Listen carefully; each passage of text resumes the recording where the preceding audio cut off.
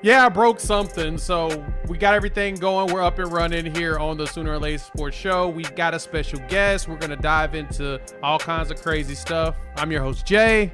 Thank y'all for pulling up here on the YouTube channel and listening wherever podcasts are downloaded and listened to. While you're here, please wipe your feet. Like, subscribe, rate, review. Give us 5 stars. You don't think we deserve it? Give us 5 anyway, and gift it. So, special guest joining us today. We got George Stoya, the hardest working man in the industry right now, because everything went down when he thought nothing was gonna happen. So, George, how you doing on this beautiful Wednesday evening? It's been an eventful day that I was not anticipating. I told you guys before we came on here, I woke up this morning, I was like, I don't have a whole lot to do today, kind of slow summer days. And of course, a couple of arrests and spent most of my day on the phone with the police. So that's how my day is going. That doesn't sound like a fun time. And wait, didn't you also do like the background investigation stuff around like the Lincoln Riley allegations of a black SUV driving around his house?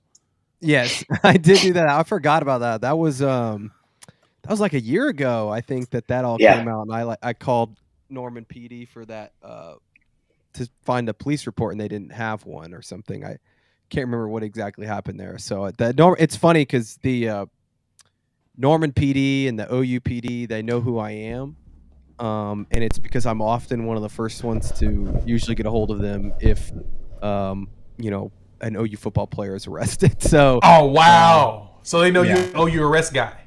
Yes. They were like, oh, hey George, are you looking for Deion Burks' police report? And I said, yes.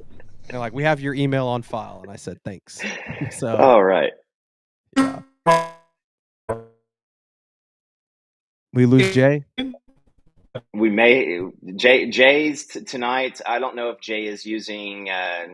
He's got like a blast from the past type of an internet setup. But all right, Jay. I don't. Did you switch your internet to T-Mobile's little in the house crap network? Yeah. Cox has been doing me dirty. So if y'all hear me, Cox has been awful. That's literally what it is. Every Wednesday night I start to go through hell with them. It's some really just weird thing. But anyway, yeah, I'm back. That's funny. I'm glad that they actually have you on record and they're prepared to provide you with the details. I guess we may as well start and lead there since that's what everybody's talking about. It looks like it's Deion Burks as well as Makari Vickers, DUI-ish or misdemeanors. I know they haven't put too many details out there on them. So is that a bad thing for them? Go ahead, George. I'm going to let you lead us off on that. Yeah, so Deion Burks, we know for sure, was a DUI on June 1st. He was arrested by Norman PD, which is a big difference because we'll get to OUPD here in a second. But he was arrested by Norman PD, driving under the influence as well as speeding. I think he was going 89 in a 65, which is why he was pulled over. My understanding is that he's not going to face a whole lot of punishment, at least that we'll see. They'll be handling it internally. He could get suspended. We'll see. With the season so far away, I don't really know.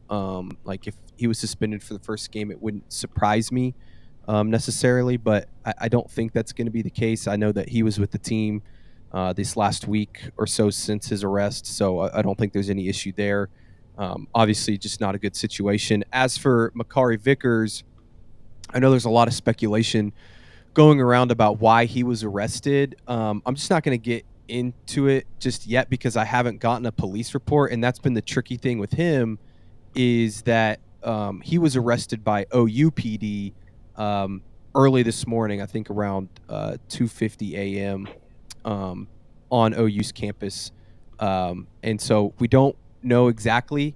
And the reason for that is when a player or anybody's arrested by OUPD, to get that police report, you have to go through the OU Open Records Office, which is just honestly a massive pain in the butt. Whereas when somebody's arrested by Norman PD, I can just call, the public information officer and they'll give me the police report. I talked to the OUPD public information officer today, and they were basically like, you have to go through open records, and that could take several days. So it's a really ridiculous process. I've heard certain things about why he was arrested. I have a really good guess as to why he was arrested, but just because I haven't seen the actual physical police report, I'm just not going to say what his was. But I do know that he was with the team this morning for team meetings. He posted bond at I think like 9:30 a.m. this morning, made it over to team meetings, and I'm sure we'll be spending some extra time with Schmitty as well as Deion Burks over these next couple months. Yeah, I was about to say this guy's going to probably be what's going to keep him busy. He's going to be a Schmitty built, guaranteed. Based upon the way things always go, they always end up just seeing Schmitty for a screw up. So we know that Schmitty's going to take care of him. The good thing is, well, one, I mean, Burke's situation happened, beginning of June. So it's been 11 days. And yeah. I guess that kind of leaked out after the Makari Vickers piece came down. Is that kind of how that got propped up? Yeah, I think it was because the district county court clerk or whatever didn't technically file the misdemeanor in the counts against him until this afternoon, and so it didn't pop up in the system until then. And my understanding is that Makari, the only reason it popped up, because it's not, if you go looking in the police logs or anything, it's not there. The reason is because he was arrested by OUPD, and my good friend Ryan Chapman over at All Sooners, I believe, was tipped off and was able to contact OUPD, and they confirmed the arrest, but wouldn't say what it was for. So makes sense. So that's why it's just one of those things, coincidence that both the news dropped today. Yeah, that is very coincidental.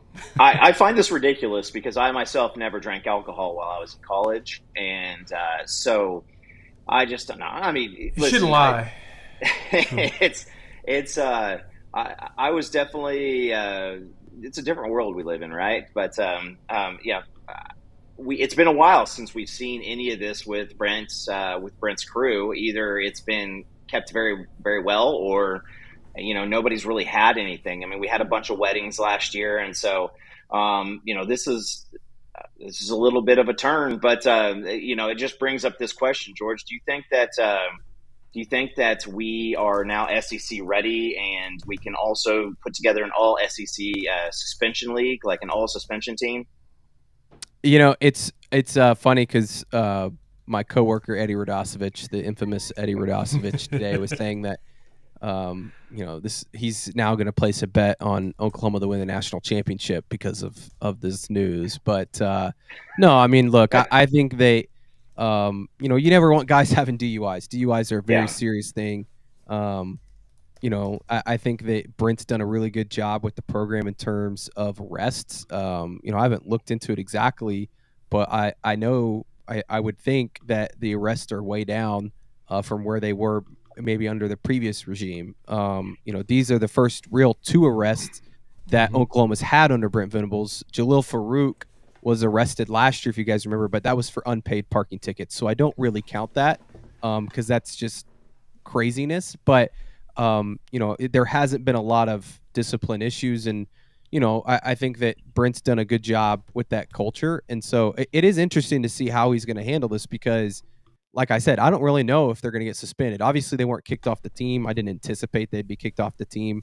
But it is going to be interesting to see, does he suspend them for part of a game? Does he not suspend them at all? Is it just a Schmitty situation? But I do think that it is kind of funny that people are now like, OU's SEC ready because they had a couple guys arrested. But again, you don't want these guys. There's too many options out there nowadays to get arrested for DUI. Like, don't be stupid. That's what I was about to say. Yeah, I mean, you just get an Uber, get a Lyft, have a friend that's going to be a designated DD for the night. If you're especially hanging out with a group, and you got to be smarter. Especially, and I guess the thing that disappointed me when it came, like Makari. Okay, he's young. He's going to do something stupid. I mean, Deion, you old. You're a veteran in this game. You should probably know, especially being at Purdue. I know they drink up there at Purdue, man. I've heard stories of people that have graduated from there. They drank, and it's cold, so of course they drank. So you should know a little bit better. So I'm not gonna really try to bash him too much on that, but Y'all go check out George's reporting on it. You follow him on the Xbird, whatever it's going to be called nowadays. Now they're hiding all the likes, and so that's kind of taking away some stuff. But go check out his page. All the reports and reporting and everything's there, as well as on Suitor Scoop. So I kind of want to talk football, though. Like, last week we had all the camps and everything, as well as some visits. And it feels like we're moving well with some people, and it feels like this is going to be a month where we potentially close down this class. So, George, I got one question for you. First off, how big of a class you think we're going to take? Because I know Venables said that he said it was going to be a smaller one, but it feels like we've got at least 10 in the chamber that we're going to probably take. Do you think that that's too much?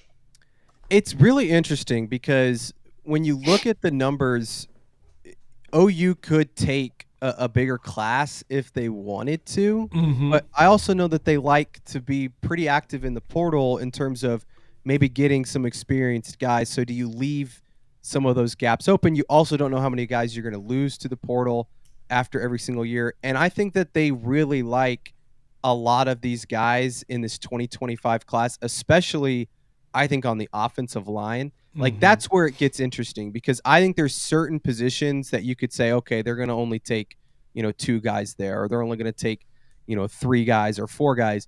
I think there's like 5 or 6 offensive linemen that if they all just said, hey, we want to come to Oklahoma, OU's not going to say no to them, right? Yeah.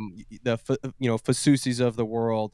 Obviously, they have Ryan Foje in the boat. Like those type of guys, Ty Haywood, like if they are able to land any of those guys, they're going to take them. So I know there's been talk about they want to keep it to around 22, 23, 24. If you told me it ended up being, 26, it wouldn't surprise me. And that would mean that they probably landed some of those guys. I also think that there's some spots like offensive line, again, that they want to take as many as they can get. So even if they miss out on some of those guys I mentioned, don't be surprised if they go get some backup options, even if they aren't the 5-star guys that you hear about all the time. If they're a 3-star, 4-star guy, they're going to take him because they need bodies on the offensive line. Like that's just the reality.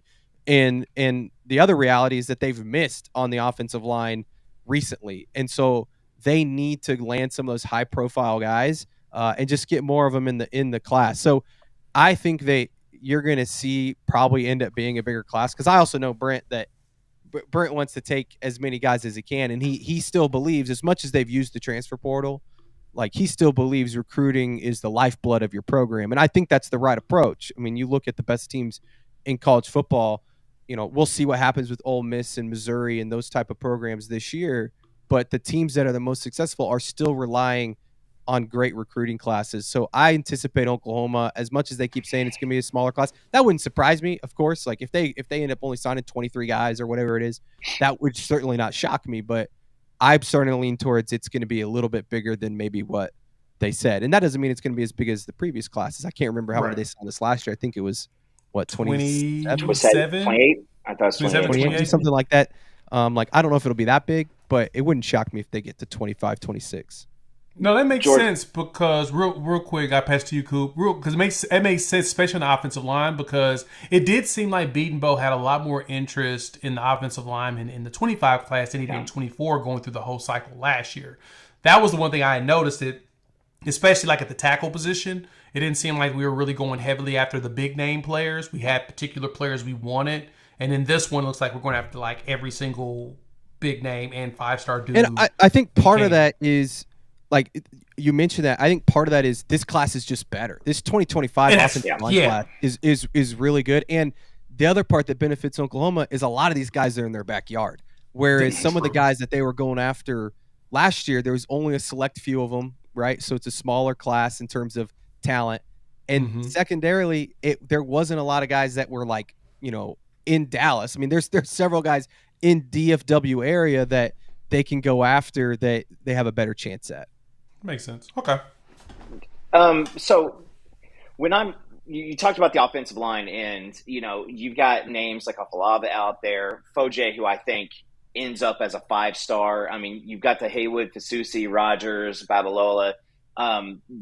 We talked a little bit about that, but do you see the kind of the same thing on the defensive, like the edge position too, George? Because there's just so many names out there that we still are close do you see the number game right there also with what we did this past year? Or do you think that eventually that Chavis and Bates and Venables and Alley are going to have to come together and just find out like first come, first serve type of situation? I think this one is similar to the offensive line. I think that you can't get enough good edge players, right? Like if you can 100%. get Max Granville and some of these other guys to jump in the boat, you don't say no. And so I think that they're going to try and take as many as those guys as possible. Maybe it's a little bit more limited than the offensive line is, just because you do have some young guys already that you feel really good about. In your program, whether it's a Nigel Smith or Danny Okoye, obviously PJ Adebawore, those type of guys. But again, some of these guys at the edge, again, it's a really good class in 2025 that if you can get 4 or 5 of them, I don't think you say no. And it's the same with the interior defensive line. It's not as talented of a group as the 2024 class interiorly. When you talk about David Stone and Jaden Jackson, but those guys are so hard to come by that if you can land them, you take them. And so that's why, again, I'm leaning towards their class is going to maybe be a little bit bigger than what they've said and some anticipate, just because like if they can get some of those guys, which I think they're in good shape with a lot of these guys, at least right now. We'll see how it plays out. I just don't think they're going to say no. So defensive line wise, who do you like us actually have an opportunity to land that we're pursuing, right? I know the Elijah Gibsons of the world is one that I still feel like that's a pipe dream, even though he's taken a ton of visits, even being a USC commit. And I know Georgia is really knocking hard. I've seen a couple of flips as far as predictions, but who do you like us having an opportunity to land on that defensive line? Because it doesn't seem like the big names we were after in the beginning are still lining up to today. Yeah, it's going to be tough. You mentioned Elijah. I mean, I like where OU is with him, but that's going to be really tough. There honestly isn't a lot more names out there, just because, like I said, interiorly there's not. This isn't a huge class, and they've landed some nice guys already. But I wish I could sit here and give you a bunch of names, but that's a Josh McCuistion question, probably more than me. I'm trying to pull up his scoop from this last week, but I just think that it's like I said, I think you're going to see more guys maybe on the edge. Like I don't really know where they stand with Max Granville. That's a guy that I thought that they had a really good shot with. I did too. He's one I was thinking about like the most. Like I thought, because him and Jonah Williams were two that like at the beginning of the year, and it seems like a tradition for us. We blow the socks off the first day we see them, and then we just slowly drift away. Yeah, and you have and I think is Cade. Trying to remember if Cade Pietzrak, he's coming in. I think this weekend. Right? Yeah. Yeah. He came this past weekend, didn't he? Yeah, he was this past weekend. It was this past weekend, and his visit went really well. I'm pretty sure. I think that OU's got a shot at him, and he's he's 6'5", 240. It says here. I wonder if he's more of an edge guy than interior. I don't know how much more weight he could put on. Again, probably a Josh question. Yeah, fair. But other than that, they haven't had a ton of guys that I would say are on their list. Again, I think that they've got quite a few in the 2026 class. Joseph Terry, who was camping on Saturday, was super impressive. I believe he's a 2026 kid. And so I don't think you're going to see, like I said earlier, that 2024 class, you had those 5-star type of guys up front. I don't think you're going to see as many of those, and that's somewhat because of just the talent that's in the 2025 class. That's fair. So we see one of the areas of defensive recruiting a lot of people are confused on is the linebacker side. We think you got to think that there'd be a lot more success with BV being the head coach. Is it just a numbers game? Because looking at that room currently on the roster, if you're a top tier guy, like why would you go with that much traffic out in front of you? Do you see that changing or shifting a little bit in 26? Or what has Josh said about that? I think 26 is going to be a bigger class at linebacker because, like you said, when you look at what they have right now, like you're anticipating as much as people maybe don't like the guy or don't think he's played very well. Jaron Kanak, I still believe he's going to start at some point. And I mean, he started last year for half the season, but like if he sticks it out another year, I don't anticipate he's going to transfer just because he loves Brent Venables that much. And I also think he's got the right stuff and athleticism, and he's on the right track to eventually become that guy and maybe replace Danny Stutzman after this next season. Kip Lewis will be back. Kobe McKenzie, we'll see. I think that he's going to want to get on the field this year, and I think he can work his way onto the field. But is he a guy that maybe transfers? But behind those guys, you've still got Lewis Carter, who I think is going to push for playing time this year. You got Samuel Omasigo, right? You still have Phil Pachotti, who is returning from injury, but is a guy that they're really high on. Super big guy, can run at his weight too. You bring in James Nesta in this freshman class. Yep. Like, you have a lot of linebackers. You're bringing in Marcus James in the 2025 class, who I think is one of the more underrated linebackers in the 2025. Yes. I think he's going to be a stud. We'll see if they add a second linebacker in the 2025 class. I don't think so right now. But you could see them take, 3 guys in the 2026 class because, like I said, you still feel good over the next year or two. But then after, the Kobe McKenzie, Kip Lewis, Jaron Kanak, those guys leave, you probably need to fill in some of those spots. And that makes sense because there's a lot of numbers when it comes to the linebacker spot. And the beauty of going into next season, we talked about it here a few times on the show, that when ESPN redid their numbers for returning production next year, we're number 3 in the country, returning with 86% of our production on defensive side, which includes transfers, right? So it looks like defensively, we have no excuse to not be a top defense in the SEC. Am I crazy in that thought? No, but I do think people need to temper their expectations because as much as I think OU is going to take another leap defensively, there's been a lot of talk about, they could be top 10 defensively. That's going to be really tough because you look at the offenses they're facing. It's going to be a battle. But I do think that this can still be, like, you can say this is going to be a really good defense and also say it's not as good as the 2008 defense or the 2003, 2004 defense or the 2000 defense. Like, I think that they're more in that category of, like, probably better than the 2015 defense, which was a good group. I think that this is a group, when you look at the experience, you love Danny Stutzman, obviously Billy Bowman. Those are the guys you hear about all the time. But I love the guys on the edge. I don't think we're talking enough about those guys. I think Ethan Downs is someone that is going to have a really good year. I thought he had a really good year last year, and we just don't talk about him enough. I think R. Mason Thomas is going to be an X factor, and he's a guy that, all last fall camp, all I heard was he was tearing him up in practice until he got hurt. And so I anticipate him having a big year. I think PJ really came on late in the spring, so you want to see him continue that, into fall camp. And then interiorly, I think going out and getting a guy like Dominic Williams. I know they lost Jermaine Lole, but getting Dominic Williams this spring was massive because you can play him alongside DJ Terry. And when's the last time Oklahoma was able to play, a guy 320 pounds next to another guy that's 320 pounds? And I'm not saying they'll do that a ton, but you're going to see packages with it. And that's a nasty duo. And then behind them, you've got young guys like David Stone and Jaden Jackson who are over 300 pounds. And then it kind of becomes a toss-up of, does a Grayson Halton step up? Does a Devon Sears?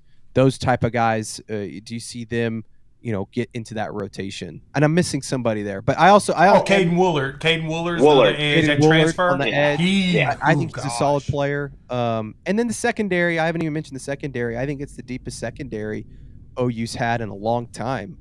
They've got, it's so deep that, Woody Washington, I know Woody wants to play other positions, but I also think that there's a chance Woody wasn't going to start at corner anyways, because you've got Yeah. Gentry Williams back, and if he's healthy, he's amazing. We've all seen that. Des Malone is a guy that I think we haven't talked enough about from them getting him in the transfer portal. I think he's going to start at one of the corner spots. Jacoby Johnson, I think, is a future star. So Makari Vickers, I know he was arrested today, but I still like his potential. I think that they've got a lot of guys at corner and safety. I mean, I could go on and on. Peyton Bowen, Robert Spears-Jennings, but look, I think this defense is going to be really good. Do I think they'll be a top 10? No, but I do think they'll be a top 5 SEC defense, which you can win a lot of football games with.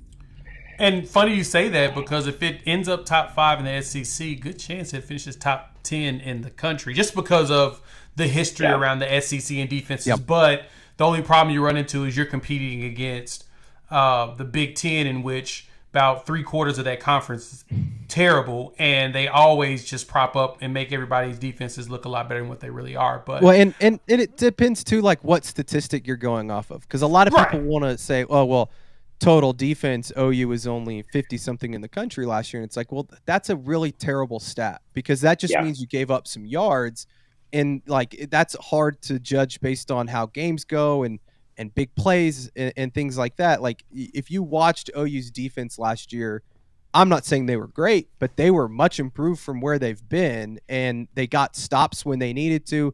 They got big turnovers. They turned those turnovers into touchdowns when Billy Bowman got his hands on the ball. So I think that you have to look at the advanced analytics, S&P Plus, all of those things, stop rate. Those are the numbers that, if you look at last year, OU had a lot of those numbers in the top 30, and they were really good. This year, I expect those numbers to jump maybe even to the top 20. And to add to that real quick, pass to you, Coop, looking at the defensive efficiency, and that's the reason why I asked the question about the defenses, because they're in Venable's only 3 stops that he's had, from OU to Clemson and now back, to Oklahoma. Kansas State, I don't really count that, because he really, cut his teeth here at Oklahoma as a defensive coordinator. His trend in efficiency moved from the 50s to the 30s, 20s to the top 10s within like the 3-year span, because of all the additional experience on the field. He did that as soon as he got to Clemson. Like literally the first year they were terrible defensively. Next year you saw the 30s, and then the year after that they're in the top 10, and then you have the number 1 and number 2 defenses as far as efficiency goes for like a couple of years down the line. And so I'm noticing, and that's when of course the Natties came. I'm seeing that same trend here. We went from the 50s to the 30s, and in some metrics we were like in top 15, or top 20, I'd say we were around 15. So I'm thinking having this returning production, having this many people experiencing this system, having people that actually knows the defense and can teach it to other people.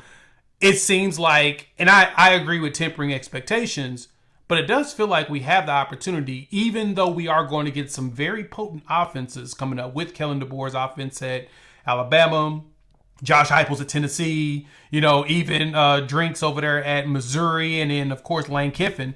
We're seeing some, and hell, Hugh Freeze, it's all offensive dudes. Jeez Louise. We are seeing all offensive guys. So, yeah, expectations need to be tempered, but I agree with you. If we can finish in the top 5 defense in the SEC, I think that was very much a success. Yeah, you just got to, you got to look at it. You got to get stops. Like, that's the biggest thing, is you're going to give up some big plays in this league. The guys are going to have big moments. I mean, like you said, you're facing some really good offensive minds. You're also facing some really good quarterbacks. Jalen Milroe, I think, is a baller. Quinn Ewers. I know OU fans don't like Quinn Ewers, but he's still a pretty good quarterback. Oh yeah, Sark too. Sark, exactly. So I mean, Brian Kelly.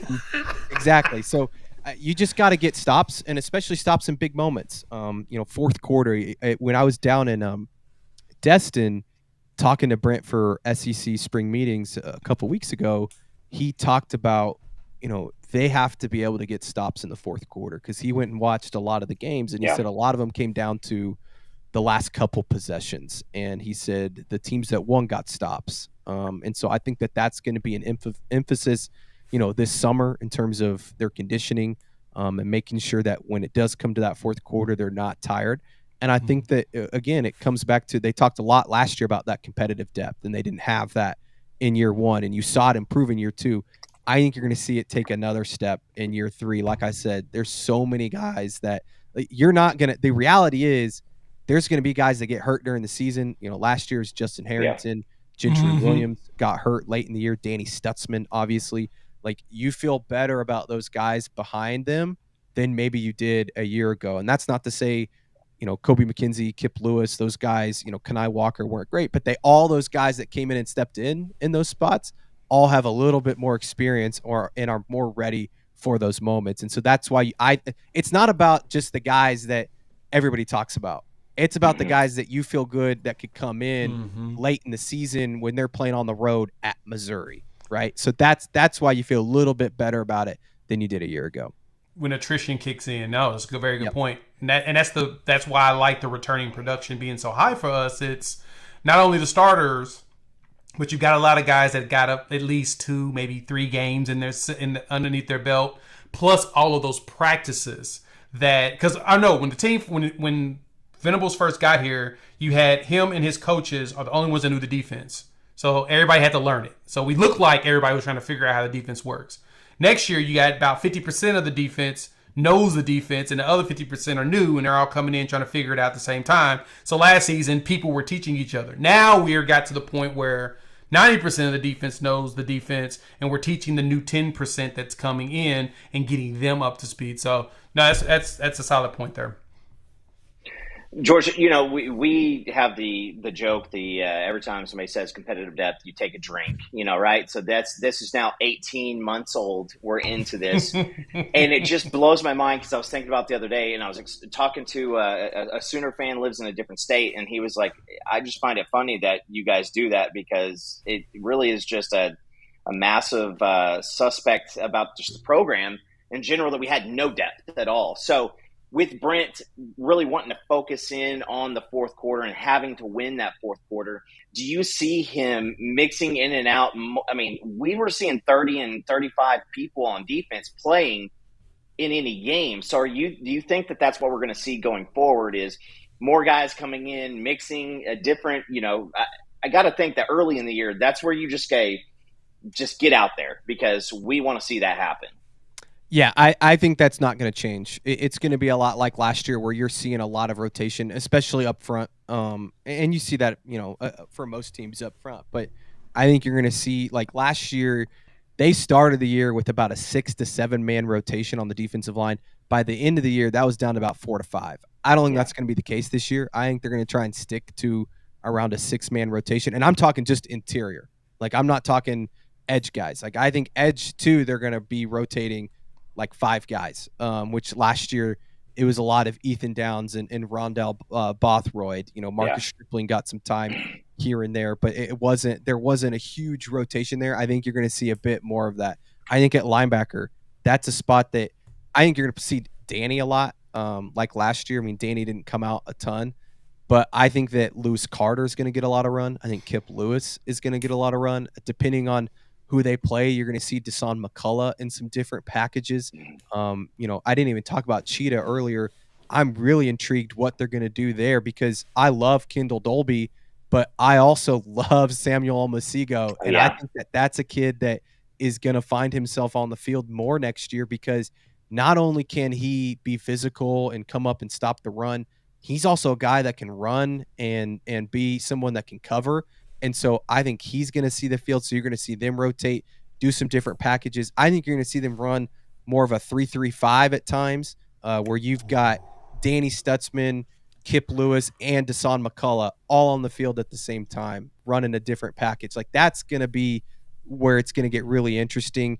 I think Woody Washington is going to play some cheetah. He could play some corner, some safety. Like, you're going to see him all over the field, kind of being that 5th defensive back on those long third downs or whatever they are. And so I think that, I don't even remember what you asked me, but I do think that there's just so many guys on this defense, and the competitive depth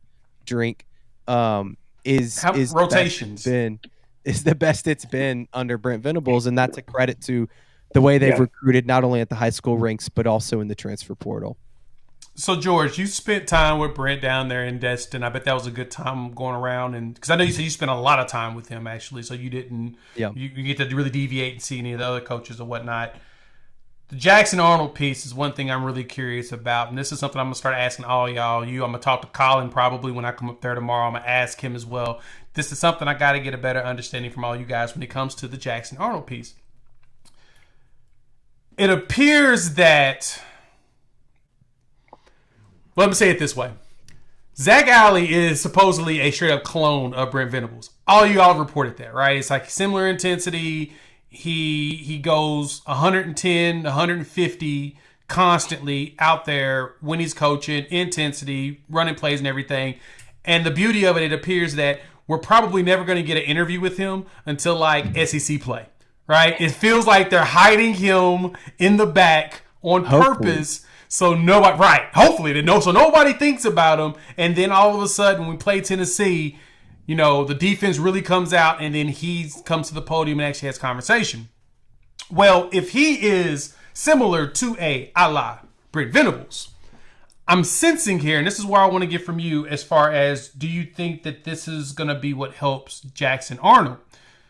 I remember when we played Tulsa. I've talked about this a few times. We played Tulsa. They had the Kevin Wilson interview. I believe it was you that did this article. I can't remember. It was one of you guys over there at Scoop.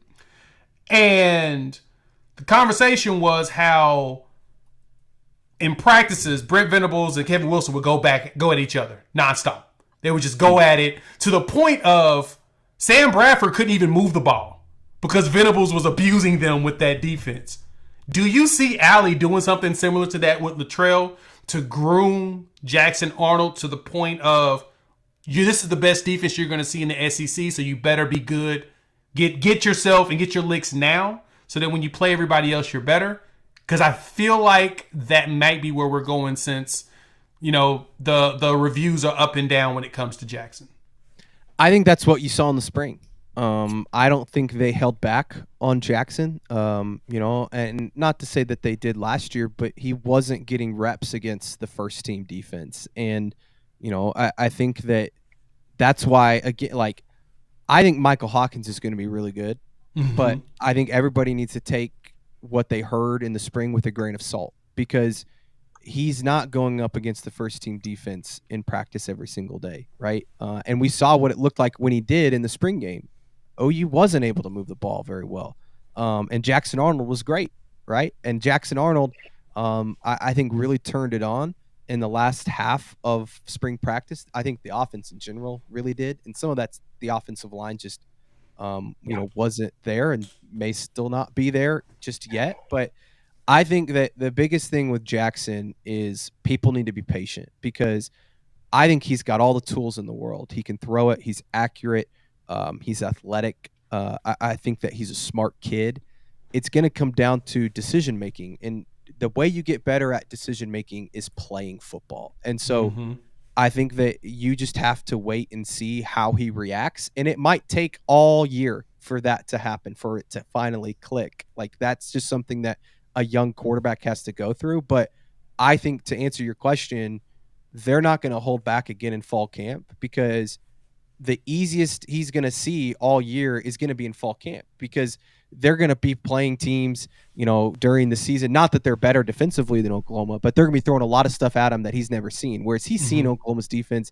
He knows what Brent likes to do, what Zach Alley likes to do, and that they're going to throw curveballs at him and all that stuff. But it's a little bit different facing your own team, facing guys that you know. I mean, he knows what Gentry Williams likes to do, his tendencies in practice, those sorts of things. So I think that they're going to throw the kitchen sink at him, and they're not going to hold back. And I think it's the same with Seth Littrell. They want Seth Littrell, you know, to have as many looks as possible in fall before he calls a game again for the first time, you know, since, you know, whenever he was the co-OC at North Texas as well as the head coach. Like, because he wasn't, people forget, he didn't just call plays at North Texas.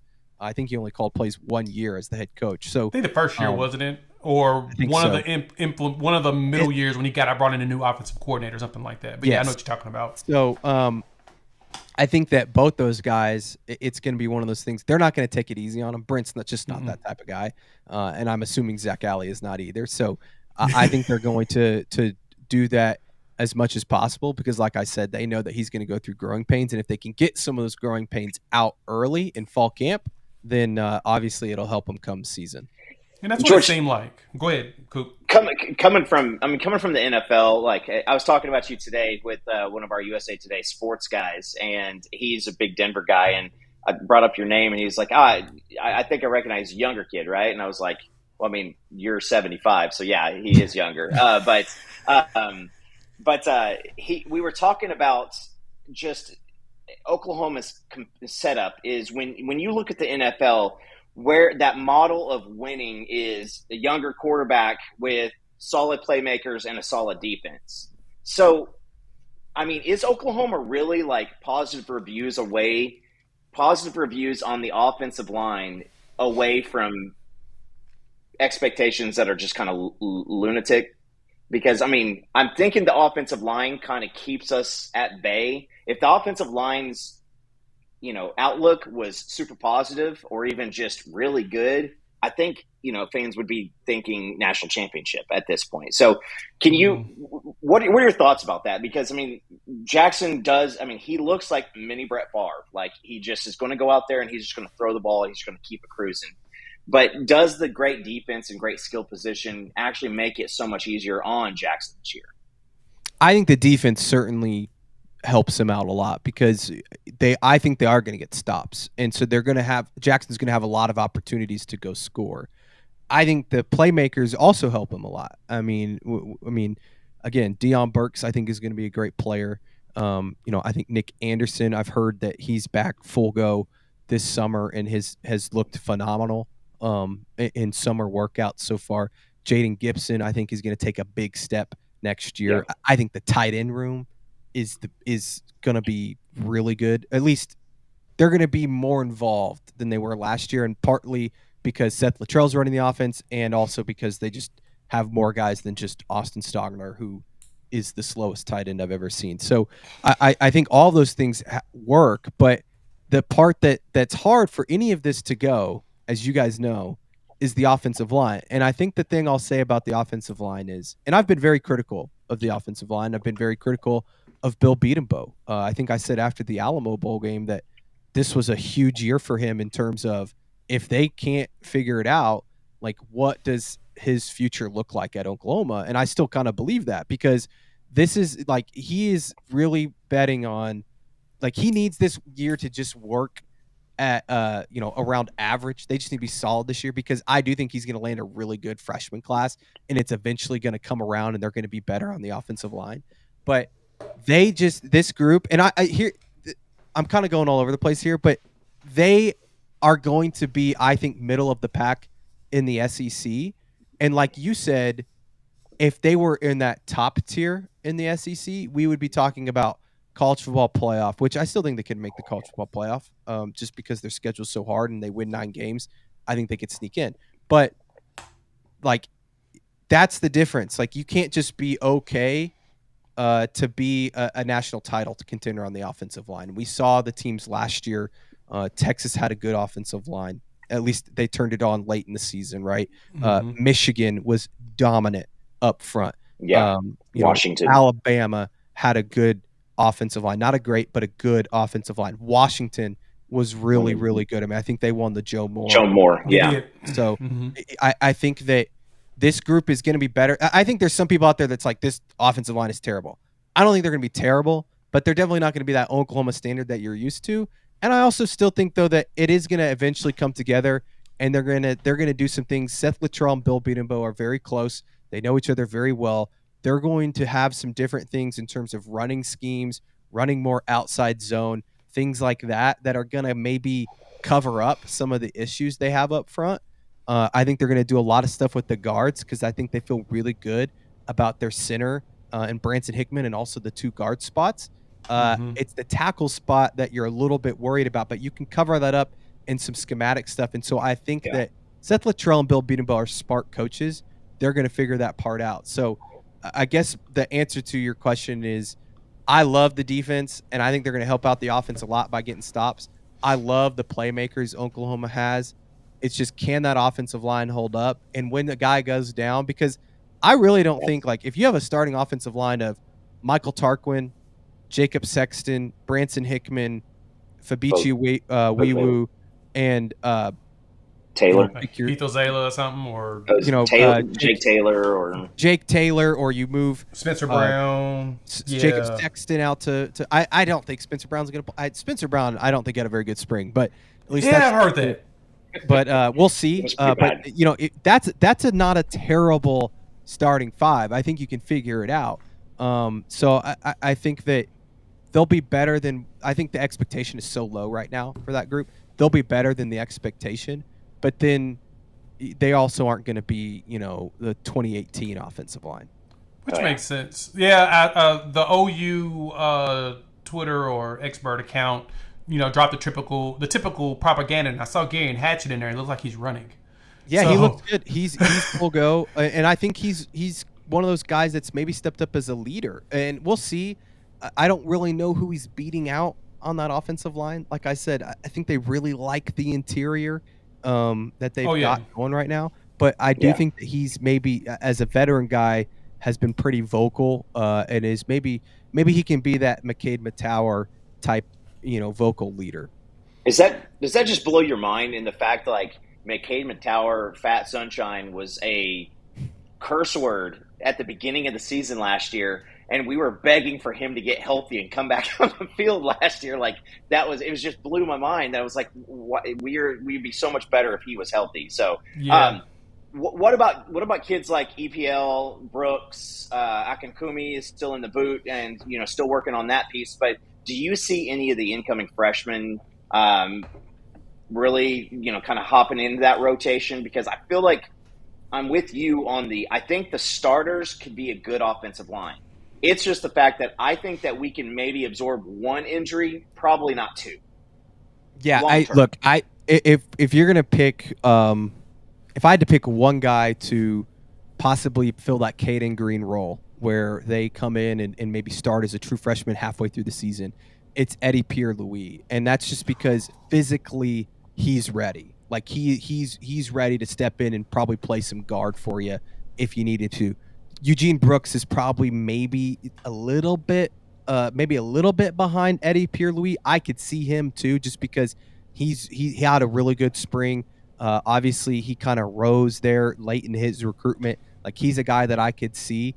But I think it's Eddie Pierre-Louis. Daniel Akankumi, I liked how he was performing in the spring. I think he's going to be a really good player. The injury, I think, kind of set him back. He's still also learning a lot about college football, being from the UK. Like, he's never played even high school football at the level that it's played in America. So I think that he still has a ways to go. But if I had to pick one, I think Eddie Pierre-Louis. And you feel good, like you said, you feel good about some of these young guys. It's just, are they ready to step in and play, right away in this conference, especially? You'd feel a lot better. Like, I would love to sit here and tell you Eddie Pierre-Louis is ready to play in the Big 12, because I think he probably is. I don't know if he's ready to play in the SEC. I think physically he's probably there, but again, he still has a ways to go, and he wasn't here in the spring either. Yeah, and the good thing with him and Isaiah Autry Dent is they're from SEC country, so they high school wise they've at least played against guys that probably went to a Georgia, went to a Bama, got pulled north up to a Michigan, because going through Florida, Mississippi, Alabama, Georgia, that's the the hot ground, especially for your bigger players, right? That's the one where everybody really is going after your offensive linemen. So that makes sense. I think EPL is the one that I was thinking was probably ready. I heard Brooks needs to lose a little weight, or lose the bad weight, get into more of a good shape for his position, because like you said, he did rise. He rose up a lot of the rankings, and he looks solid, but you still got to be able to move and be in the right conditioning to do that. But hopefully with the Gary Hatchett looking like he's full go, because I know Venables mentioned at the presser after the spring game, which, by the way, how excited were you guys when they were like, hey, y'all come to practice. Come check it out. It was awesome. I love going to practice. I saw the other day that Ohio State's opening up their practice for $50, their first 4 practices, to fans, if you want to pay $50. and go see their practice. I sent that to a couple folks over at OU and said, maybe you guys should do this because that would be awesome. And then you would have you'd have the jackwagons down south who were already hacking on OU for charging for the spring game, so they would just hop in and keep doing that.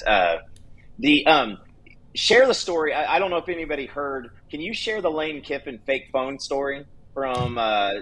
Because when I was mowing the yard and I literally stopped, turned off the mower, and stood up and was laughing, and I probably looked like a psycho, but I just thought that was pretty funny. Yeah. So. I'm sitting in Destin, and the way these meetings work in Destin is the media, which there's not a lot of us there, sit in the hotel lobby and basically right outside the ballroom just kind of wait for the coaches and athletic directors and all these administrators to walk by, and then you try and grab them and say, hey, coach, you got 5 minutes or whatever to talk. And so it's like lunch break or something, and everybody's waiting to talk to Lane Kiffin.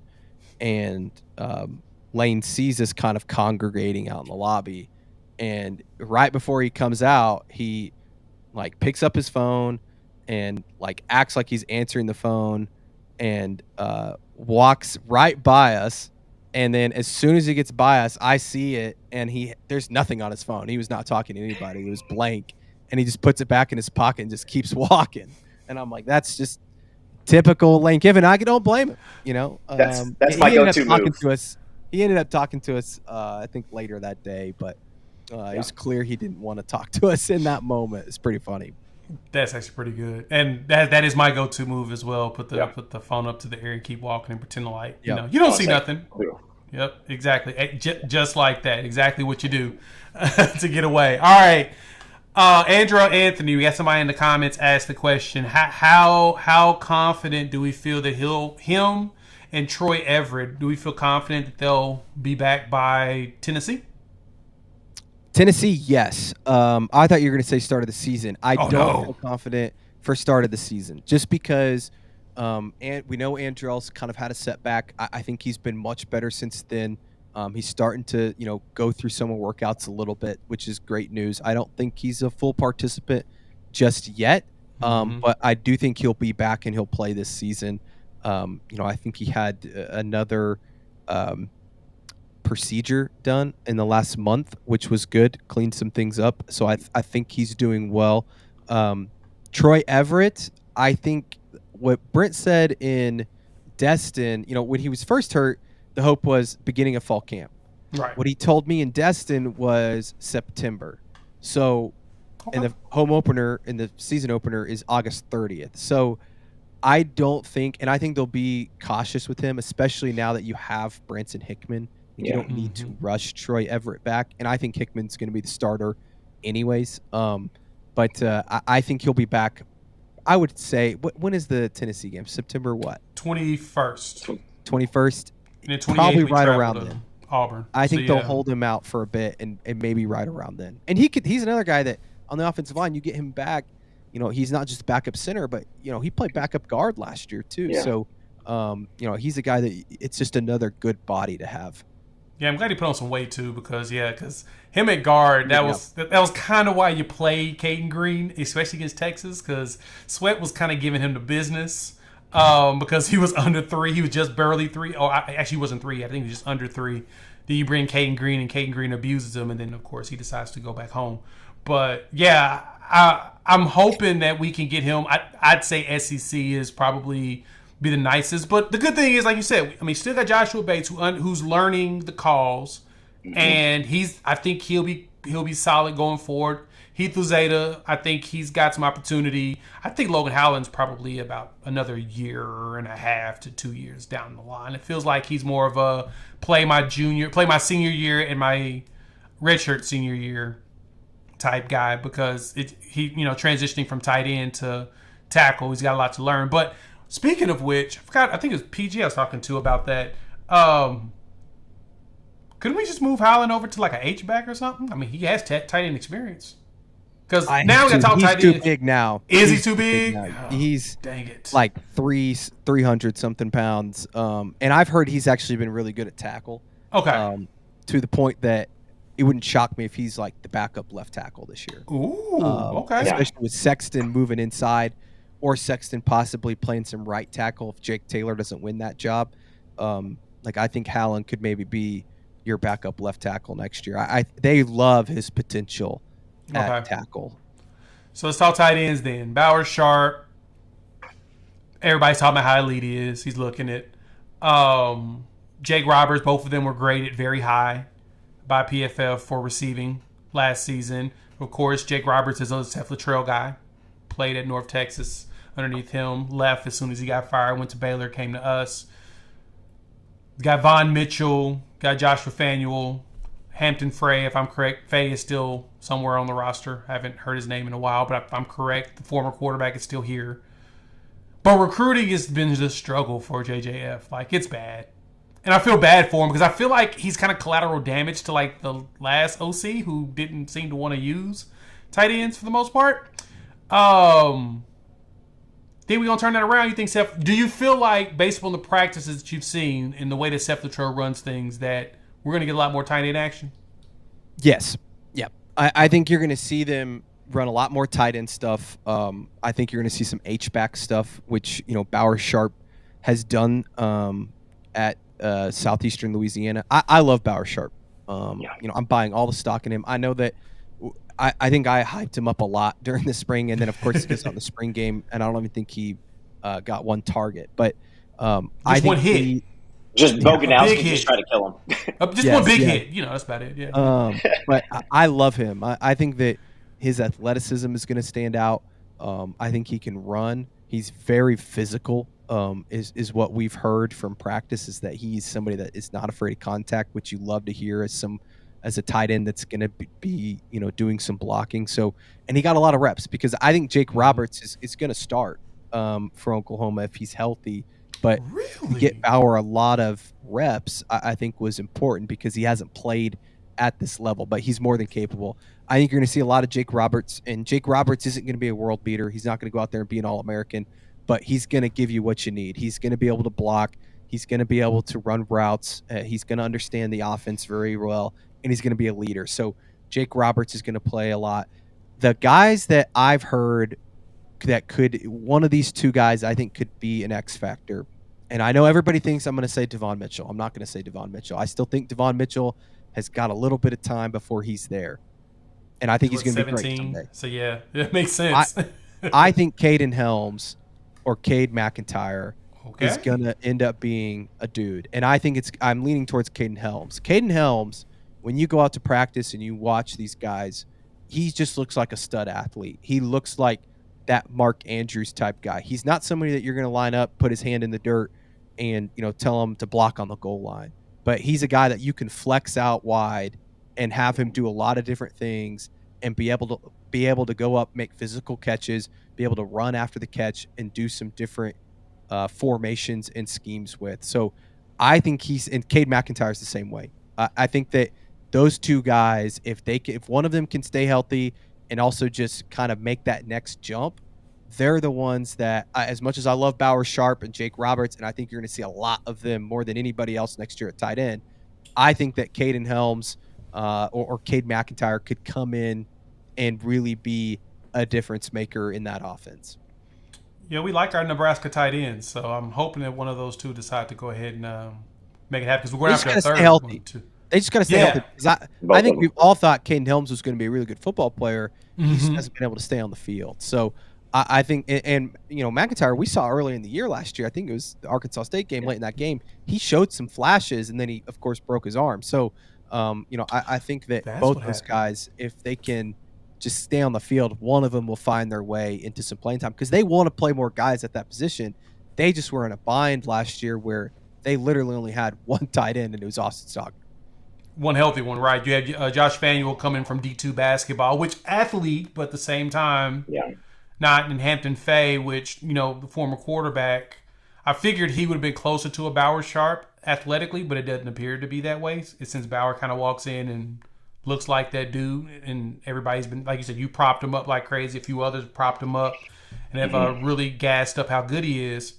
That makes sense. And so as long as Cade can stay healthy, He's the one tight end that he's really the X factor at all of them too. I agree. Vaughn is too young. I mean, technically this is his senior year in high school. Now he's playing as a freshman in college. And I still think he might see the field some next year. Okay. I just think that there's going to be some growing pains there. I think you might see some special packages with him where they're in the, inside the red zone or something, and you throw him a jump ball, or you run a play action inside the goal line, something like that. I just don't think, and maybe I'm wrong. Maybe he ends up being a freshman All-American next year and I look stupid. I just think that he's just so young that it's going to take him some time to not only get used to learning, mentally the game and what they're asking him to do, but also physically. I think he still has some ways to go. Yeah. DeMarco Murray in his room. DeMarco, he's a Sooner fan, a Sooner favorite. Do we see Sawchuk stay the starter?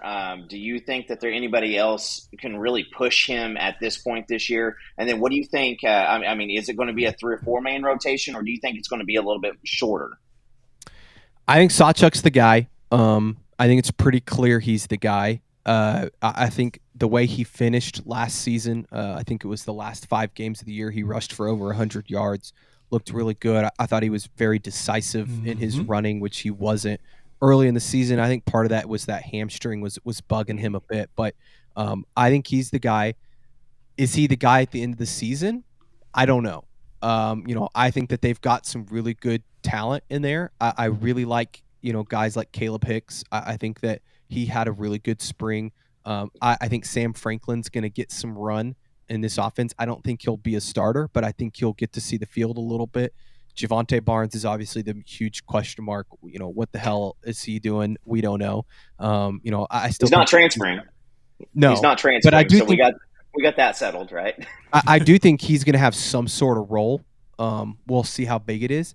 And then the guy that is going to be the most talented guy in the room, and the question is he going to be ready, is Taylor Tatum, because he's a guy that I think if he gets the chance to go on the field, which we've seen, DeMarco doesn't typically play true freshman, but I think this might be an exception because he is somebody that can do everything that you want him to do. Obviously, he's very fast. He cuts. He sees the field very well, but he's also very good in pass protection. He's also very good at catching the football. So I just feel like they're going to find a role for him. It might take, halfway through the season or even further for him to get on the field a ton. And maybe he's doing things like returning kicks or something like that to start, to prove himself. But I think he's the guy that if someone's going to beat out Gavin Sawchuk at the end of the year, if you told me it was Taylor Tatum, it would not surprise me, just because I think that he's athletically the most gifted guy that they're going to have in that room.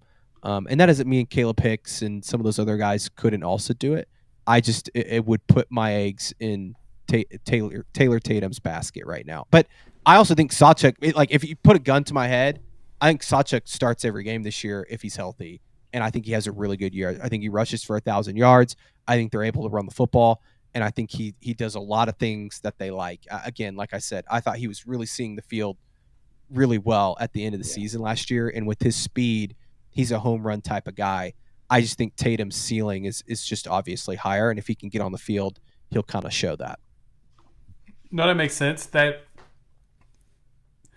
Caleb Hicks piece is the one I'm curious about. Him and Xavier Robinson as well. I think X-Rob, especially because he slimmed down so much, right? I know when I talked to him at the state championship game, he was telling me his goal was to get down to he wants to play at 215. And supposedly he's getting close. I think the last weigh-in he showed was 219 or something like that.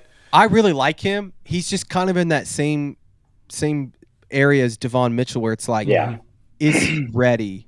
And it's, Tatum is there too. Tatum, he didn't get to play in the spring. He didn't get to practice in the spring with OU. So, is he going to be physically ready?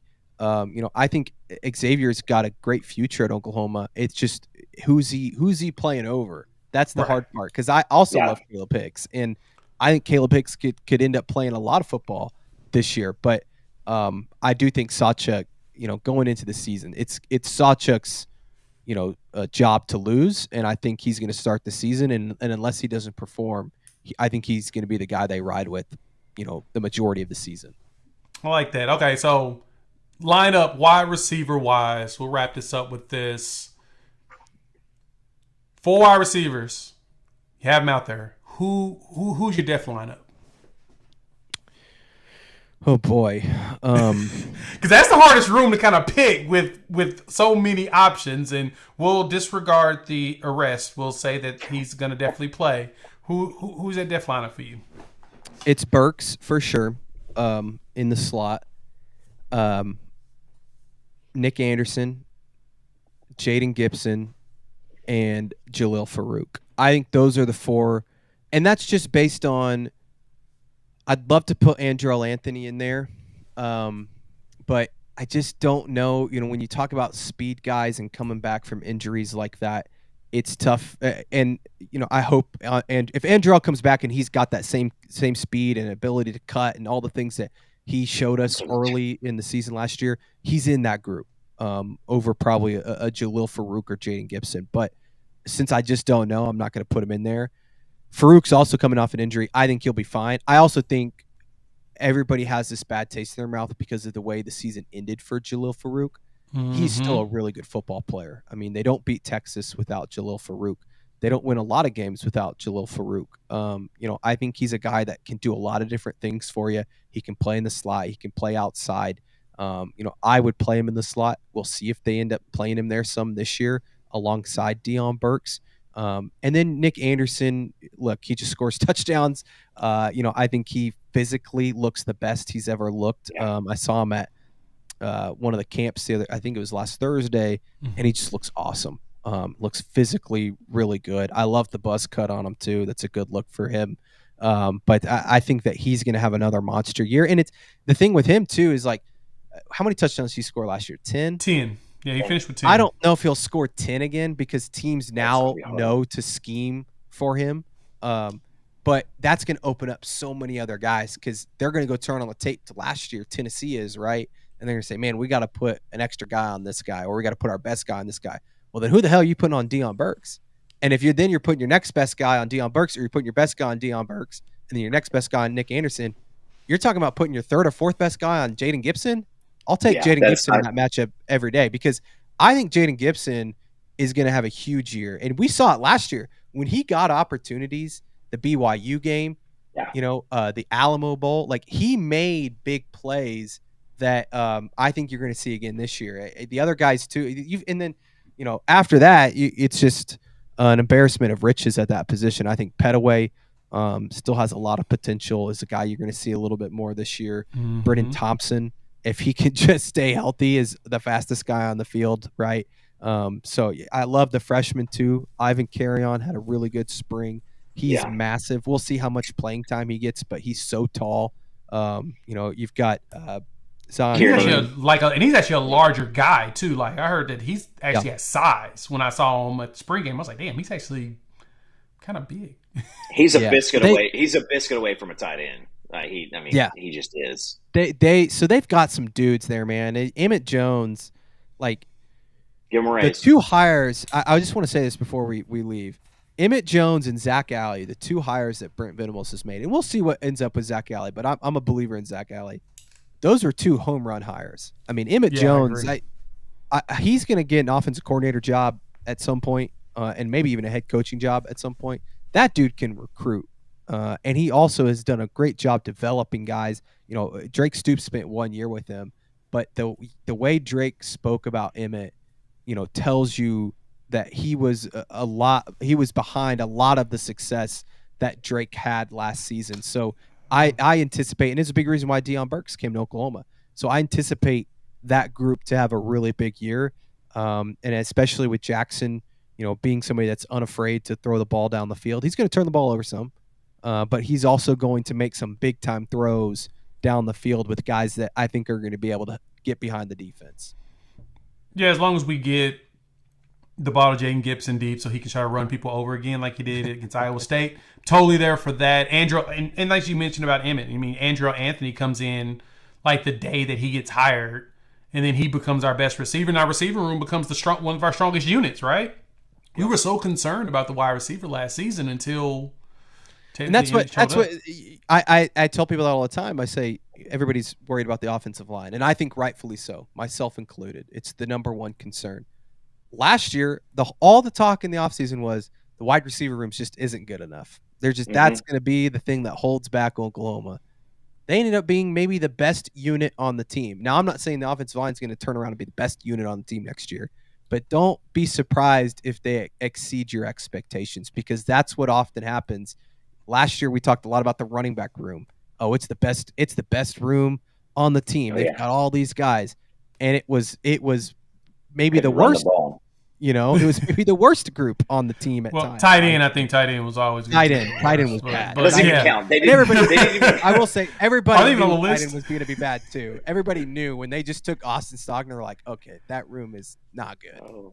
Yeah, it just couldn't stay healthy or whatnot. But no, I and that's, to wrap it up properly, I still have faith in Beatonbow being able to do what he did with a player like a Tyler Guyton, be able to get a guy that was a 3-star defensive lineman and turn him into a first-round draft pick at tackle. Right now, granted, Guyton had the athleticism for it, but he had to have the technical sound to be able to get there. And I think Beatonbow figured it out with a lot of the young players. But as you mentioned, the most important thing is we need more experience. We just lost so much experience on the line of actual players that now we've got to refigure all that out. So, Coop, last thing for you, and then we'll let Stoya get back to investigating.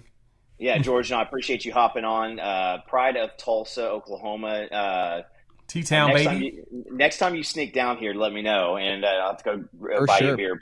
But man, George, I mean, your ascension over the past year at Sooner Scoop is well deserved, and man, I just appreciate everything you do. I appreciate you coming on here. I mean, freaking Paul Feinbaum a couple days ago, and now on with us. I know, right? You're going places. Paul. Sorry, you downgraded, bro, but yeah. Feinbaum's not a subscriber to Sooner Scoop. I'm a loyal Scooper guy, so I have to jump on for you guys. But yeah, appreciate you guys having me on. It's been awesome, man. I tell people this all the time. I'm the happiest I've ever been being back in Oklahoma. I love covering OU football. I love working for Sooner Scoop and Carrie and Josh and Eddie, Bob. Like, we have a great staff over there. Got a new studio coming, so hopefully you guys can come by and check it out, because it's going to be awesome. But thanks for having me on, guys. Anytime you need me, just hit me up. Yeah, we'll schedule it again, man. Definitely. OV weekend's gonna be huge. This coming weekend, the weekend afterwards. This is when Party at the Palace, and next weekend is Champion Barbecue or whatnot. Oh, July 1st. Yeah. Okay. I thought you were talking about the SEC party, but that's no. But are y'all doing anything to go with the SEC party? Are y'all gonna be setting up like a remote? We'll do some shows. From the studio. We're trying to get Feinbaum actually to come in to the studio. We'll see if we can do that. He's pretty busy, but we'll be out and about that day, because we know a lot of fans will be out and about with Love's Field Open and obviously the Barry Switzer Center and all the stuff that's going on. But we'll be around. So if you want to, stop by Campus Corner, because that's where we're at. We're right next to the deli, right on that corner. Yes. Yeah, we banged on your door after the spring game, and I think you guys. I remember that. You were texting me, and I just was like so locked in. You were recording, yeah. That's no. I just it looks great, and I heard Carrie say that the money has all been spent, so Josh can smile, and so man. But yeah, appreciate you hopping on with us, brother. Yeah, thanks for having me, guys. All right, everybody. Y'all have a good evening. Thanks to Stoya. We will be back, of course, on Sunday. We'll talk about the camps. We'll talk about the visits. And hopefully we get a commitment or two. I mean, it seems like somebody wants to be a Sooner. We got to tell them to go ahead and do it. So, all right.